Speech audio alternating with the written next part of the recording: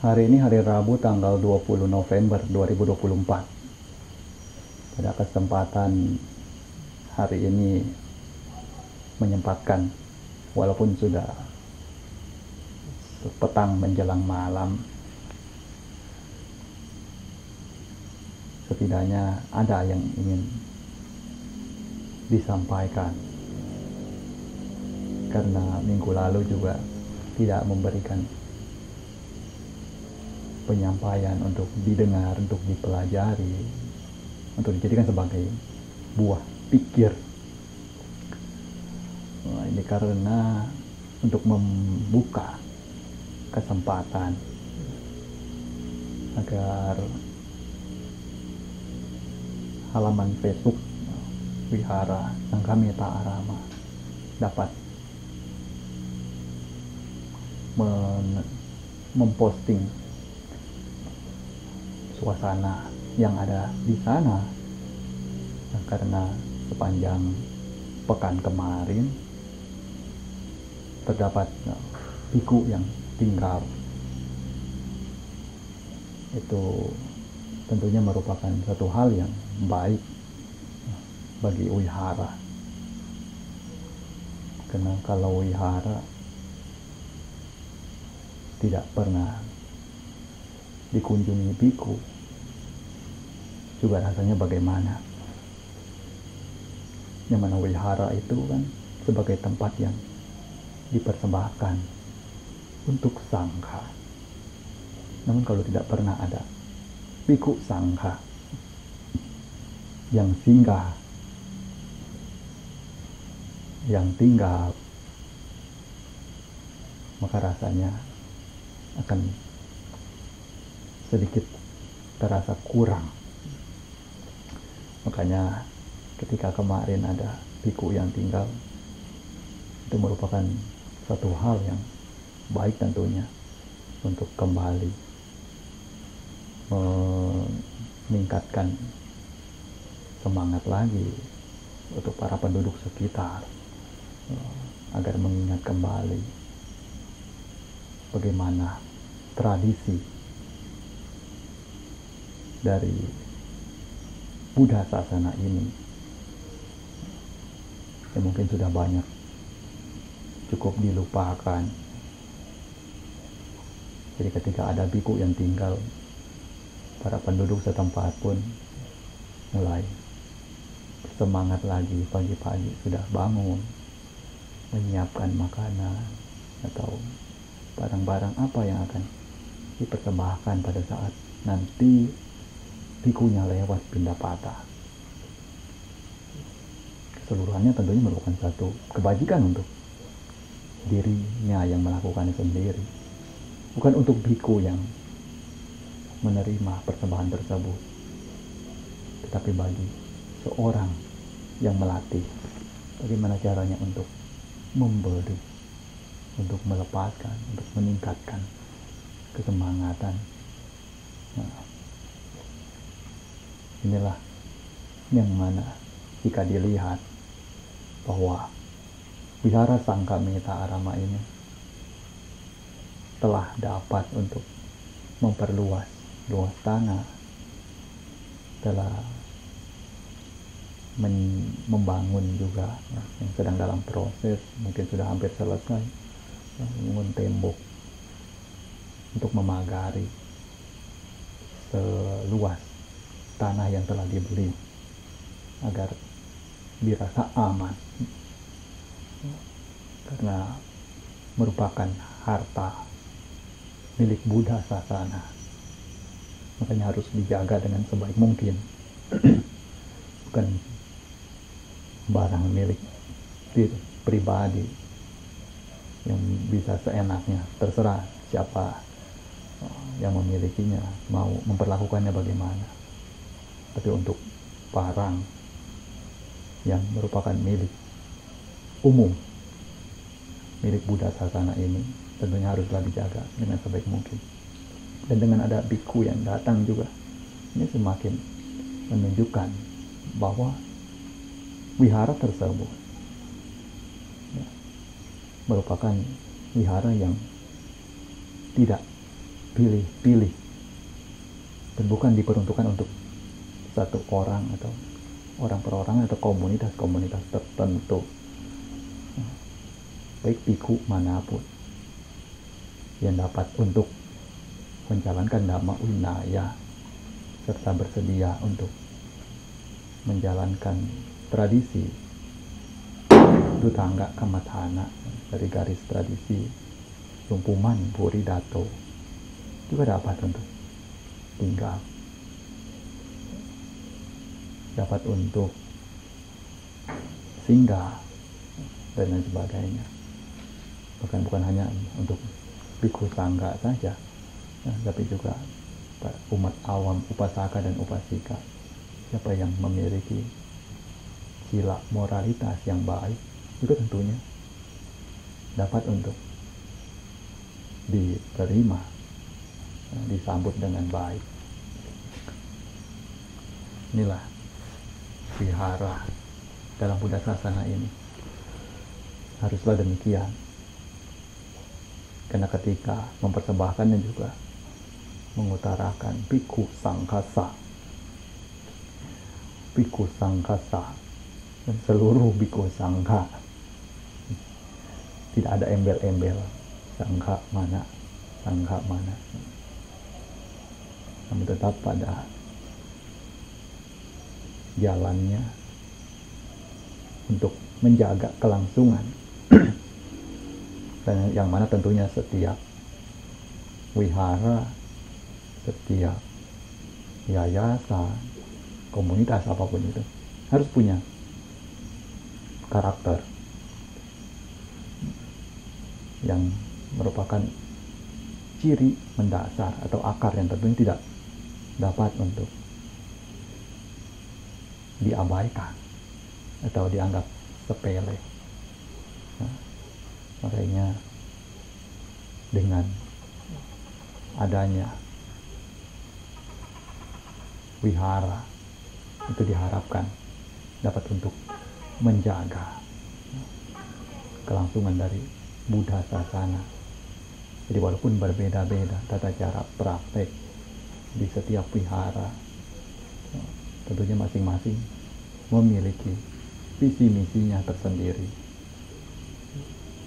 memiliki tujuannya tersendiri, dan tentunya semua demi kebaikan untuk menjaga agar jangan sampai ada tradisi yang elok mana yang hilang. Jadi keberagaman tata cara praktek tetap dapat dilihat. Jika ingin melihat tata cara praktek yang seperti apa juga ada tempatnya. Ingin melihat tata cara praktek yang seperti ini juga ada tempatnya. Jadi tidak hilang. Tidak hanya ada satu saja. Sama seperti kalau misalnya ke kebun binatang, kalau binatang yang ada di dalamnya hanya satu saja, mungkin sekali saja orang datang, atau taman botani atau kebun raya, kalau pohon yang terdapat di sana hanya satu jenis saja, juga mungkin akan menjemukan. Tapi dengan adanya berbagai jenis pohon di tempat ini, sebelah sini ada bagian-bagian, dan sanalah dapat belajar. Karena pada akhirnya ya siapa yang melihat itu, siapa yang mendengar itu, dirinya sendirilah yang akan menyimpulkan dan memetik buah daripada apa yang dilihat dan didengarnya, untuk kemudian menentukan pilihan. Kiranya cara praktek mana yang lebih cocok bagi dirinya.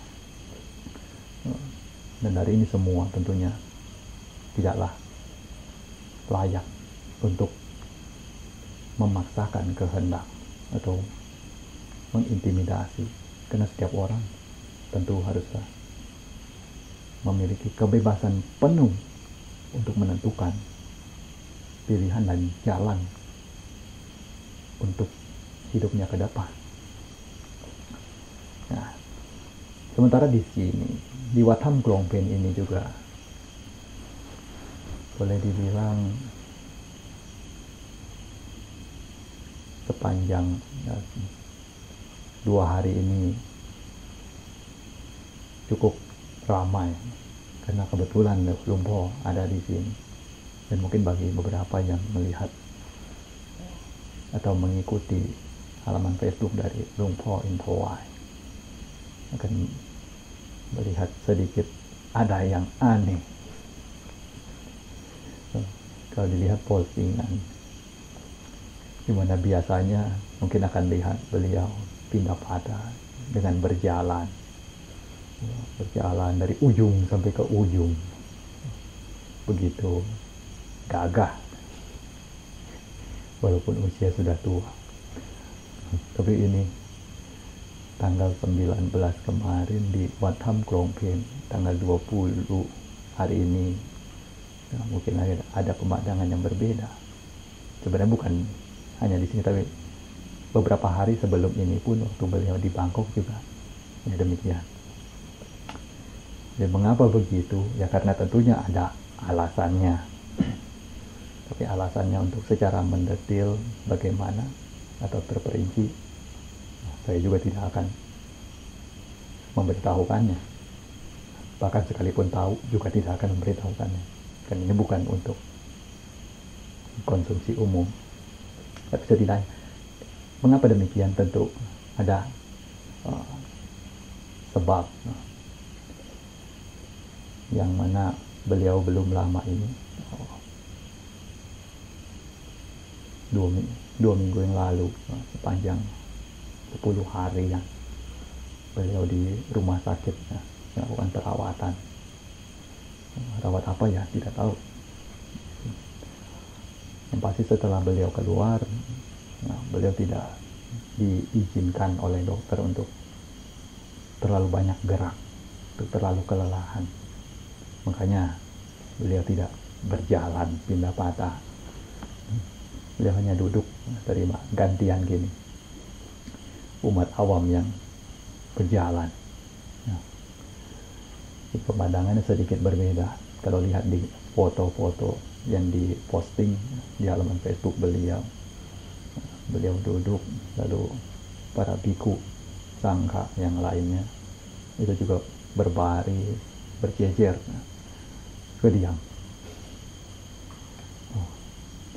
Kemudian umat awam yang seperti kelihatan berjalan satu persatu, berbaris berjalan, memberikan dana makanan.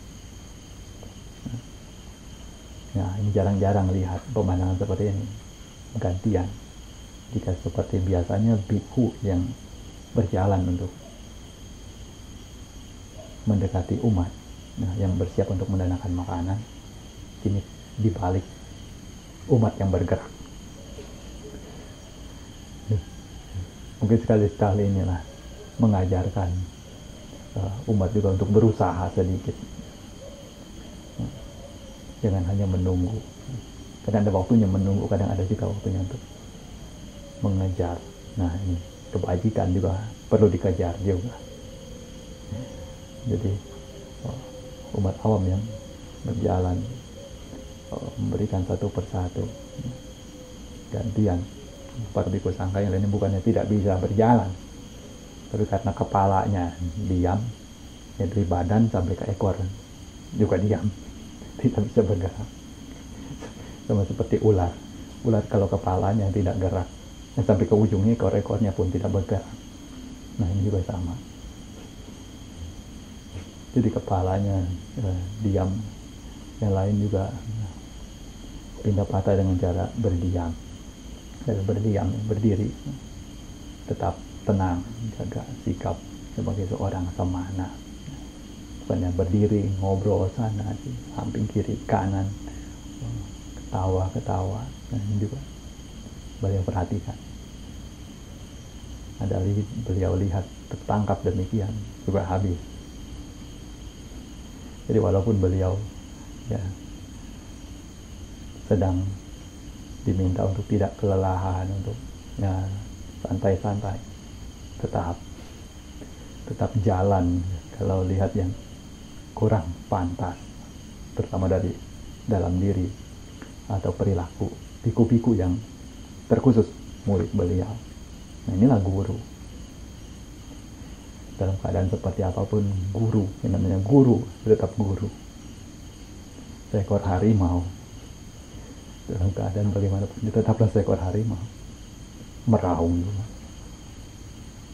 menggertak juga. Tapi semua itu sekali lagi demi kebaikan, demi ketertiban, demi kedisiplinan, yang mana tentunya demi manfaat bagi Buddha Sasana ke depannya. Inilah terkadang kalau misalnya lihat sosok yang mana Kruba Ajan sudah semakin menua, murid-murid juga sudah mulai semakin lebih intens lagi dalam memperhatikan kondisi beliau. Karena mungkin sebelumnya di saat beliau yang masih tenaga kuat dan lain sebagainya juga masih ya biasa-biasa saja. Tapi ketika sudah mulai terasa, apalagi ketika beliau sudah mulai mengurangi intensitasnya di dalam memberikan ajaran-ajaran, maka akan ada sisi yang mana terasa kehilangan. Ada yang berbeda, dimana ketika mendapatkan ajaran, ada yang masuk ke dalam, ada yang masuk ke telinga, masuk ke hati, untuk dijadikan sebagai modal atau bekal di dalam menjalani kehidupan. Tapi saat itu semua mulai terasa berkurang, juga akan langsung mengenal. Ini terkhusus bagi memang orang yang senang atau bersuka cita di dalam belajar. Tapi bagi sebagian orang yang memang ya sudahlah, hidup ini tidak perlu banyak belajar, sudah lahir bodoh, ya sudah bodoh saja seumur hidup. Nah, kalau yang seperti ini juga ada, namanya manusia. Lagi-lagi ya, kembali lagi, namanya pemikiran masing-masing juga ya masing-masing. Tetapi bagi seorang yang bijaksana, tentunya harus selalu berusaha untuk mencari cara bagaimana untuk mendapatkan pelajaran sebanyak mungkin. Seperti kalau misalnya kita ambil contoh atau teladan dari salah seorang Thera mulia di zaman Sang Buddha, yaitu ya putra dari Pangeran Siddhartha sendiri, yang Arya Rahula. Bahkan ketika beliau masih sebagai seorang samanera, beliau begitu gemar untuk belajar. Bagaimana beliau memiliki moto hidup dalam menjalani hidupnya itu untuk dari hari ke harinya. Bayangkan untuk seorang anak kecil yang masih bocah, walaupun belum mencapai tingkat kesucian apapun, tapi kesemangatan beliau dalam belajar sungguh luar biasa. Setiap pagi, pagi sekali, dia akan mengambil pasir dalam genggamannya, lalu bertekad atau berikrar lah katakan, semoga hari ini saya mendapatkan pelajaran sebanyak pasir yang ada di genggaman saya ini. Bayangkan. Makanya Sang Buddha memberikannya gelar atau predikat sebagai salah seorang siswa yang paling unggul di antara siswa-siswa lainnya di dalam hal kesemangatan untuk belajar atau kemauan belajar yang kuat. Nah, inilah yang dimiliki oleh Biku Rahula. Makanya untuk hari ini coba kita introspeksi lagi ke dalam diri. Bagi diri kita saat ini, apakah kita sudah seperti setengahnya dari yang Arya Rahula, atau setidaknya seperempatnya, atau sepersepuluhnya, atau seperseratusnya pun masih lebih baik, atau bahkan tidak sama sekali. Nah, kalau tidak sama sekali, itu mungkin PR untuk masing-masing individu. Namun jika tidak ingin berkembang, juga sekali lagi ya, semua merupakan apa yang harus ditanggung oleh diri sendiri masing-masing. Mau berkembang, mau maju, ya harus bergerak sendiri. Nah, sama seperti yang Sang Buddha katakan sebagai penutupan untuk malam hari ini, di mana Sang Tathagata itu hanyalah seorang penunjuk jalan. Ketika setelah ditunjukkan jalan tersebut, mau berjalan mengikutinya ataupun tidak, bukan lagi urusan beliau. Beliau hanyalah penunjuk jalan. Beliau sudah tunjukkan. Akan dijalani atau tidak, tergantung dari individu tersebut. Seperti halnya Sang Buddha ini, seorang yang menyalakan pelita di tengah kegelap gulitaannya dunia, hanya dengan satu harapan bahwa seorang yang memiliki penglihatan yang baik dapat untuk melihat apa-apa saja yang ada di sekelilingnya. Ya, kiranya mungkin untuk hari ini hanya inilah yang dapat disampaikan. Semoga dapat untuk dijadikan atau diambil sebagai satu pelajaran, atau mungkin banyak pelajaran kalau bisa. Nah, agar kita semakin maju lagi di dalam Buddha Dhamma dan membawa kemajuan dan perkembangan tentunya bagi Buddha Sasana ini agar semakin lestari ke depannya.